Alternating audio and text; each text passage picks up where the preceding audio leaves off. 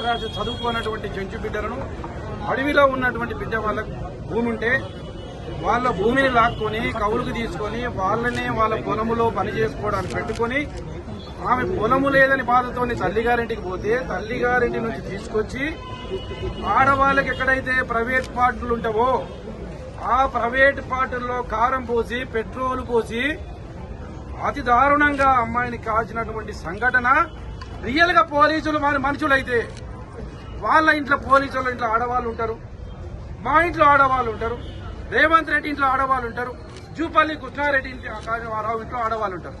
మనం పార్టీలను పక్కన పెట్టి మనమందరం డిమాండ్ చేయాలి. ఒక సోదరిగా ఆడబిడ్డ ఏడ్చినటువంటి రాజ్యం బాగుండదు, రైతు ఏడ్చిన రాజ్యం ఆడబిడ్డ ఏడ్చినటువంటి ఇల్లు బాగుండదు.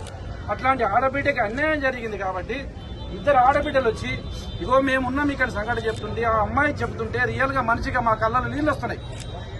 వాళ్ళు మేము బెదిరించి ఇగో మీరు ఎవరి మీద కేసు పెట్టి మీరు చెబితే మిమ్మల్ని మర్డర్ చేస్తామని 15 రోజుల కిందలే వాళ్ళ సొంత మామను చంపారు. కానీ ఇంతవరకు వెలుగులకు రాలేదు. రియల్ గా మేము మిమ్మల్ని కాంగ్రెస్ పార్టీని మేము ఒక పార్టీకి డిమాండ్ చేస్తాం. ఒక మనుషులుగా మీకు సభ్యత మీద, సమాజం మీద, మనుషుల మీద, ఆడబిడ్డల మీద మీకు ప్రేమ ఉంటే, అభిమానం ఉంటే స్వచ్ఛందంగా రండి, మీరు వాళ్ళని అరెస్ట్ చేపియండి. ఇలాంటి సంఘటనలు జరగకుండా మీరు చర్య తీసుకోండి. మేము అంతేగాని ఇలా ఒకరి రోజు శాంతి భద్రతలు గాలికి వదిలేసి మేము అదేత్తాం ఇదేత్తాం అని మాట్లాడడానికి పద్ధతి కాదు. ఇప్పటికైనా ఈ జిల్లాలో ఈ పార్లమెంట్ లో 7 మంది ఎమ్మెల్యేలు, దళిత ఎమ్మెల్యేలు ఉన్నారు. మరి ఎక్కడ పోయినారు వాళ్ళు? గెలవక ముందు చెంచుల గురించి మాట్లాడారు, దళితుల గురించి మాట్లాడినరు. ఇలా చెంచు బిడ్డకు, గిరిజన బిడ్డకు అన్యాయం జరిగితే ఇక్కడ ఉన్నటువంటి ఎమ్మెల్యేలు ఎక్కడ పోయారు? ఏ దేశాల్లో ఉన్నారు? ఏం చేస్తున్నారు? ఇప్పటి వరకు పరామర్శించింది లేదు. వాళ్ళకి న్యాయం తీసుకోమని పోలీస్ స్టేషన్ లో చిన్న చిన్న కేసులకు అరెస్ట్ చేస్తుంటే ఇందుకు దారుణమైనటువంటి చర్య తీసుకోకుండా పోలీస్ స్టేషన్ లో అల్లుడికి మర్యాద ఇచ్చినట్టు ఆ వెంకటేష్ అనే ఆయనకు మర్యాదలు ఇస్తున్నారు. రియల్ గా నేను జూపల్లి కృష్ణారావును డిమాండ్ చేస్తున్నా, నీకు చీమ రక్తం ఉంటే, నీవు మరి పేదవాళ్ల మీద మీకు అభిమానం ఉంటే, ఆడవాళ్ల మీద నీకు అభిమానం ఉంటే సాయంత్రం వరకు ఆ ముగ్గురిని అరెస్ట్ చేపియండి, వాళ్ళ జైలు పెట్టండి, ముఖ్యమంత్రితో మాట్లాడండి, వాళ్ళ భూమిని వాళ్ళకి ఇప్పియండి, వాళ్లకు 50 లక్షల రూపాయలు పరిహారం ఇప్పియండి, వాళ్ళ భర్త వాళ్ళ పిల్లల ప్రాణాలకు మీరు రక్షణ కల్పియండి, ఆ పిల్లల చదువుకు మీరు ప్రభుత్వ ఏది రెసిడెన్షియల్ స్కూల్లో ఆ పిల్లలను చేర్పియండి. ఇది మీరు చేయాల్సింది. కానీ పోలీసులను కోరేది ఒకటే, మీరు యూనిఫామ్ పెట్టుకుని టోపీ పెట్టుకున్నారు, ఒకరికి వతాస్తు పలకడానికి మీరు యూనిఫామ్ చేయలే. ఒక మానవతా దుఃఖతో దీంట్లో రాజకీయ పార్టీలకు సంబంధం లేదు. అయినా ఈ ప్రాంత మంత్రిగా, ఈ ప్రాంత ప్రజాప్రతినిధులుగా మీరు ఎంబడే ఆదేశాలు ఇవ్వాలి. ఎంత పెద్దవాడైనా సరే వాడిని శిక్షించండి, ఏమని అరెస్ట్ చేయండి. ఇలాంటి సంఘటనలు మళ్లీ జరగకుండా చర్య తీసుకోండి మీరు ఆదేశాలు ఇవ్వాలి. మరి అట్లాంటిది పోయి ఇలా 7 రోజులైనా చర్యల్లా ఒక మంత్రికి భయపడే రోజులు వచ్చినాయి. మరి ఏమొచ్చింది? ప్రజాపాలన అన్నారు. మరి ఏం పాలన వచ్చింది? ప్రజలకు ఎక్కడ న్యాయం జరుగుతుంది?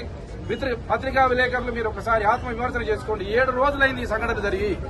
మేము ఇలా మానవత ఆడబిడ్డలు ఇద్దరు వచ్చి, ఒక మాజీ హోంమంత్రిగా, ఒక మహిళా శిశుసంక్షేమ మంత్రిగా వచ్చి వాళ్ళని పరామర్శించి మా పార్టీ తరఫున వాళ్ళకి ఆర్థిక సాయం ఇచ్చి మేము ఇచ్చినాం, భరోసా ఇచ్చినాం, ప్రభుత్వంతో కొట్లాడతాం, మీకు న్యాయం చేస్తాం, ఎవరైతే నేరస్తులు ఉన్న వాళ్ళకి శిక్ష పడే విధంగా మీ ప్రయత్నం చేస్తున్నాం చెప్తున్నానికి భరోసా ఇవ్వడానికి వచ్చినాం. ఇట్లాంటి సంఘటన ఎక్కడ జరిగినా, ఏ విధంగా జరిగినా మా తరఫున మానవత్వంతో తప్పకుండా మేము ముందుండి ఒక సమాజ సేవ తెలిసిన వ్యక్తులుగా, పేదవాళ్ల మీద ప్రేమన్న వ్యక్తులుగా తప్పకుండా వాళ్ళని ఎక్కడ జరిగినా, ఎంత పెద్దవాడైనా సరే మా ప్రాణాలనైనా సేకరించి వాళ్ళని తప్పకుండా కాపాడుకోవడానికి ఇలా వాళ్ళ బలం ఇవ్వడానికి వచ్చిన తప్ప వేరే ఉద్దేశం లేదు. మేము ప్రభుత్వాన్ని, ఈ ప్రాంతం మంత్రిని డిమాండ్ చేస్తున్నాం, తక్షణమే సాయంత్రం వరకే మీరు వాళ్ళని అరెస్ట్ చేపియండి. శివుడు అని చెప్తే శివం అని పెట్టి ఇలా రాజకీయ నాయకులు కొంతమంది అడుగుతున్నారు. ఇలా ఈ పార్టీలో ఉంటాడు, సాయంత్రం ఇంకో పార్టీలోకి పోతాడు.